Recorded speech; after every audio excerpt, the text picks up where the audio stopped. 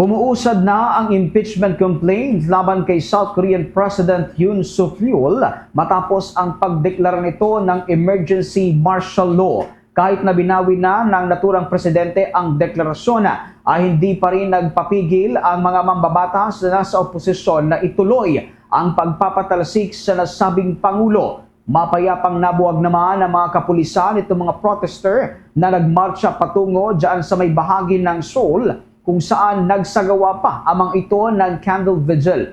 Ipinanawagan ng mga ito kay Yoon na bumaba na siya sa pwesto dahil sa mga kontrobersyal na kinakaharap niya, lalo na ng kanyang may bahay. Samantala, pinuri naman ni US Secretary of State Antony Blinken ang desisyon ni South Korean President Yoon na agad na bawiin nga itong emergency martial law.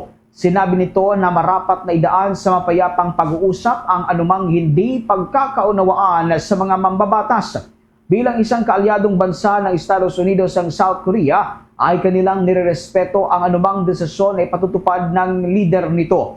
Mula pa sa mga nagdaang dekada ay mayroong matinding kwento ang South Korea na dapat talaga ay hangaan. Narito ang bahagi ng pahayag ni Blinken.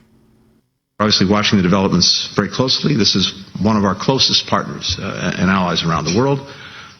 We welcome President Yoon's statement withdrawing the martial law order, and there was a unanimous vote in the National Assembly to reject the decision, and he followed up on that.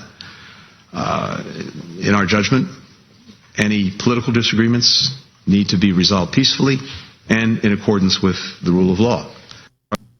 Iyan ng pahayag ni US Secretary of State Antony Blinken.